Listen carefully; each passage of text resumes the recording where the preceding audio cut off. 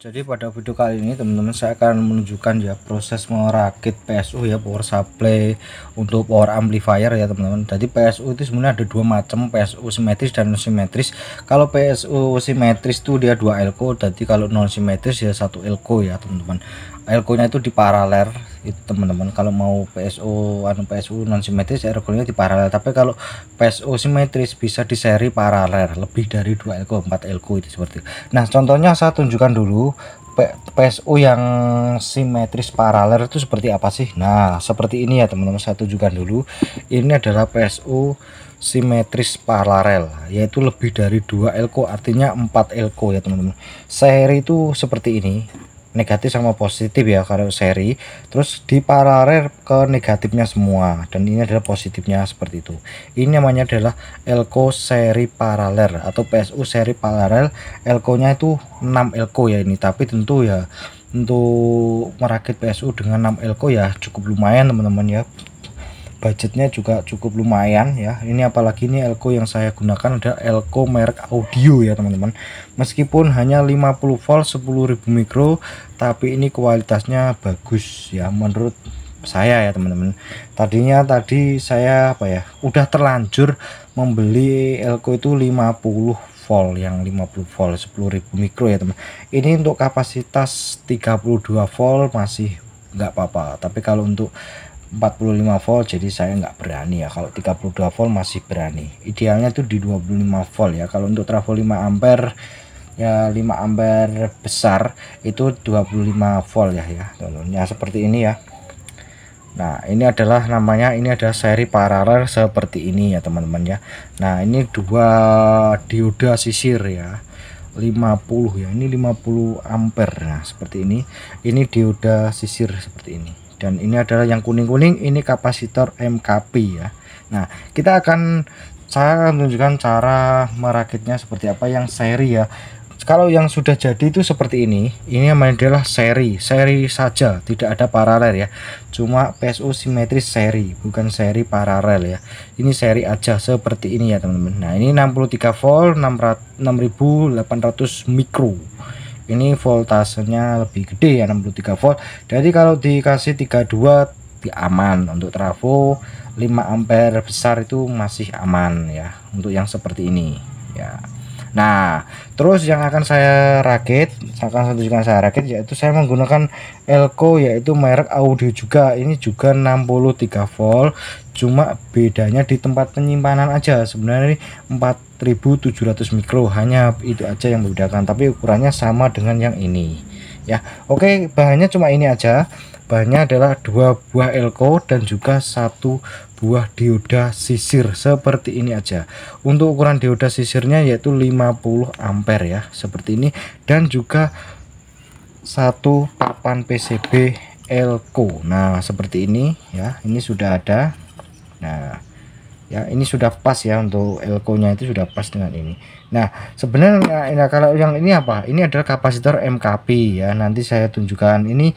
Dan kapasitor MKP ini harus 2 ya teman, jangan 1 ya, 2 ya. Fungsinya apa sih sebenarnya sebagai filter tegangan, atau bisa dikatakan kalau saya itu biar lebih halus gitu tegangannya, atau bisa dikatakan ya lebih maksimal lagi, DC nya itu lebih seril 100% DC beneran gitu aja sih.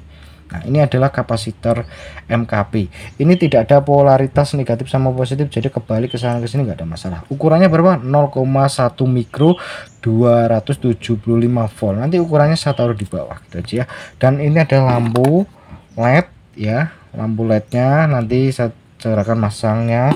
Dan ini adalah resistor. Jika teman-teman sering sering masalah, saya kemarin pakai resistor itu lampunya putus-putus, resistornya ukurannya berapa dulu. Yang saya pakai ini 33K. Kalau teman-teman pakai 33K itu insya Allah tidak akan putus lampunya di tegangan 45 sampai 50 sampai 65 volt pun itu tidak akan putus lampu LED-nya teman-teman ya. Jadi usahakan nilai resistornya 33K, tapi kalau teman-teman pakai 10K itu ya putus-putus gitu ya. Oke, langsung kita eksekusi aja ya teman-teman ya. Oke, kita perhatikan teman-teman. Teman-teman di sini akan melihat yang namanya kaki ya, kaki pada elko yang ada negatifnya ini ada negatifnya, dan di sini juga negatifnya. Otomatis yang ini adalah positif ya, kaki positifnya di sini, kaki positifnya di sini. Nah teman-teman bisa ikutin saya. Nah ini teman-teman bisa lihat papan PCB juga sudah ditulis di sablon positif positif negatif negatif. Kita langsung masukkan aja bagian positif ya, ini adalah positifnya di sini dan ini adalah negatif. Kita masukkan seperti ini aja. Nah seperti ini ya, satunya lagi juga sama, kita masukkan seperti ini, jangan sampai terbalik ya teman-teman, lihat. Nah masukkan dulu teman-teman. Nah seperti ini ya, jadi ini udah selesai. Jadi teman-teman ya, ini adalah bagian negatif negatif. Nah ini nanti akan terhubung antara negatif sama positif, itu sudah terhubung kan di papan PCB. Langsung kita solder terlebih dahulu ya, saya solder terlebih dahulu. Untuk pemasangan dioda nanti teman-teman saya tunjukkan lagi, ini saat solder terlebih dahulu ya. Nah ini adalah prosesnya teman-teman, sudah kita solder, sudah saya solder, dan hasilnya seperti ini untuk sementara ya. Jadi ini teman-teman bisa lihat ya, teman-teman bisa ikutin aja. Nah teman-teman bisa lihat ya, ini bagian negatifnya dan ini adalah negatifnya, dia sudah terhubung antara positif sama negatif ya. Ini sudah di chamber ya. Nah seperti ini. Untuk memastikan nanti positifnya itu ada di sini, negatif di sini, pastikan ini sama, arahnya sama ya. Nah terus untuk permasangan dioda sisir ini juga simple banget teman-teman. Nah mungkin teman-teman akan bingung ya, kalau saya nggak ada tulisan plusnya itu gimana ya cara. Nah kebanyakan dioda sisir itu yang plusnya itu ada semacam kayak seperti ini, kayak di apa ya, di ada bukan goresan ya, dia tidak sama dengan yang sini, dia itu nggak apa ya, nggak kotak gitu, yang di sini ada semacam kepotong gitu. Nah ini bagian positifnya rata-rata seperti itu teman-teman, tanpa harus susah-susah menggunakan alat tertentu. Jadi teman-teman langsung tahu lah ini rata-rata seperti ini. Nah ini bagian positifnya, ini bisa lihat positif dan negatif. Ini bagian tegangan AC, VAC ya, dari trafo.